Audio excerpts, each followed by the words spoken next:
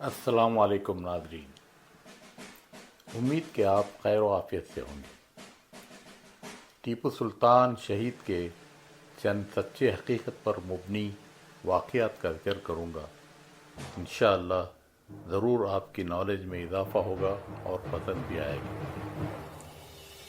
جنوبی ہندوستان یعنی south India سن 1700 کی دہائی کے آخر میں جنگوں، بادشاہتوں اور تبدیلیوں کا وقت تھا۔ ایسے دور میں ایک حکمران کھڑا ہوا، ٹیپو سلطان، جسے میسور ٹائیگر بھی کہا جاتا ہے۔ وہ بہادر، مضبوط، طاقت اور شخصیت کے مالک تھے۔ وہ ہندوستان کے لیے کیا چاہتے تھے اور انگریزوں کے خلاف ان کی لڑائی نے تاریخ کیسے بدل دی، آئیے ملاحظہ کریں۔ ٹیپو سلطان 1751 میں میسور کے حکمران حیدر علی اور ان کی اہلیہ فخر النساء کے ہاں پیدا ہوئے۔ چھوٹی عمر ہی سے ٹیپو سلطان کو حکمران بننے کی تربیت دی گئی۔ ان کے والد حیدر علی ایک عظیم فوجی رہنما تھے۔ ٹیپو سلطان بہت سے چیزیں اپنے والد سے ہی سیکھے، پھر والد کی فوت کے بعد وہ حکمران بن گئے۔ صرف 15 سال کی عمر میں ٹیپو سلطان اپنے والد کے ساتھ مراٹھوں اور برطانوی ایسٹ انڈیا کمپنی کے خلاف لڑائیوں میں شامل ہوئے۔ انہوں نے بڑی ہمت اور ذہانت کا مظاہرہ کیا اور لوگ انہیں مستقبل کے حکمران کے طور پر دیکھنے لگے۔ ٹیپو سلطان اپنے بادشاہی اور انگریزوں کے درمیان لڑی جانے والی 4 جنگوں کے لیے مشہور رہے، جنہیں اینگلو میسور وار کہا جاتا ہے۔ یہ صرف زمین پر لڑائیاں نہیں تھیں، بلکہ ہندوستان کی مستقبل کی لڑائی تھی۔ ٹیپو سلطان انگریزوں کو ہندوستان سے نکالنا چاہتے تھے۔ پہلی 2 جنگوں میں ٹیپو سلطان کی فوج نے بہت سی لڑائیوں میں انگریزوں کو شکست دی۔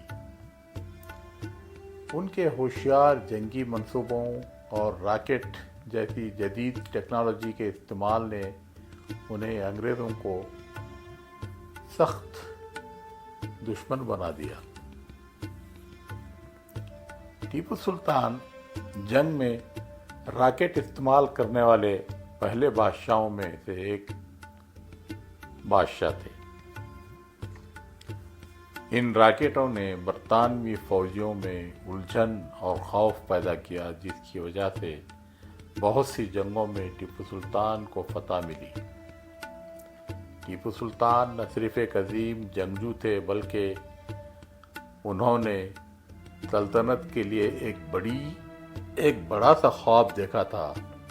انہوں نے فرانس کے ساتھ اتحاد کیا، اس امید پر کہ وہ انگریزوں سے لڑنے کے لیے ان کی حمایت اور ٹیکنالوجی کو استعمال کر سکیں۔ انہوں نے اپنی فوج اور انتظامیہ کو جدید بنانے کے لیے کام کیا۔ انہوں نے اپنی حکومت کی اصلاح کی، زراعت کو بہتر کیا اور تجارت کو فروغ دیا۔ وہ میسور کو مضبوط اور خود مختار بنانا چاہتے تھے۔ ٹیپو سلطان کے دور حکومت میں میسور ایک امیر اور طاقتور ریاست بن گیا۔ انہوں نے بہت سے ممالک کے ساتھ تجارت کی حوصلہ افزائی کی۔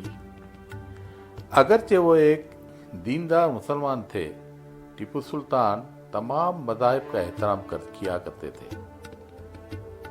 انہوں نے دوسرے عقائد کے لیے اپنی رواداری کا مظاہرہ کرتے ہوئے مندر اور گرجا گھر بنائے۔ تاہم ٹیپو سلطان کی مزاحمت نے انگریزوں کا بنیادی ہدف بنا دیا۔ تیسری اور چوتھی اینگلو میسور جنگوں میں انگریزوں نے کچھ ہندوستانی غداروں کی مدد سے 1799 میں ٹیپو سلطان کے دارالحکومت श्रीरंगापट्टनम पर हमला किया। 1799 को टीपू सुल्तान अपने शहर का दिफा करते हुए मारे गए। गोली लगने के बाद भी कई घंटे किसी अंग्रेज की हिम्मत नहीं हुई कि उनके सामने आए। सिर्फ उनके फौज में जो गद्दार इंसान थे उनकी वजह से वो मारे गए, वरना किसी की मजाल कहाँ थी कि उनको फौत कर सके। वो अपनी आखिरी सांस तक बहादुरी से लड़ते रहे, कभी अंग्रेजों के सामने हथियार नहीं डाले। आपकी मैसूर की आज़ादी के खात्मे का निशान लगा लिया। आपकी मौत ने मैसूर की आज़ादी के खात्मे का निशान लगाया। अंग्रेज़ों ने सल्तनत पर कब्ज़ा कर लिया और जनूबी हिंदुस्तान में उनकी ताकत में इजाफा शुरू हो गया। लेकिन टीपू सुल्तान को जज्बे मज़ाहमत ने आने वाले सालों तक बहुत से लोगों को मुतासर किया। आज टीपू सुल्तान को एक पैरो और एक मतनाज़िया शख्सियत दोनों के तौर पर याद किया जाता है। सारे हिंदुस्तान के लिए वो मैसूर के टाइगर आज भी हैं। एक ऐसा बादशाह जिसने बरतानवी राज के खिलाफ सख्त जद्दोजहद की। कुछ लोगों का ख्याल है कि वो पड़ोसी हिंदू सल्तनतों के साथ अपने सलूक में सख्त थे। गैर मुस्लिमों के बारे में एक उनकी पॉलिसियों को लेकर भी बहस होती रही, लेकिन ये सरासर गलत था। अगर देखना है एक जहती को, हिंदू मुसलमान की इत्तेहाद को, तो आपके बनाए हुए मंदिर और गिरजाघर इसकी शहादत देते हैं।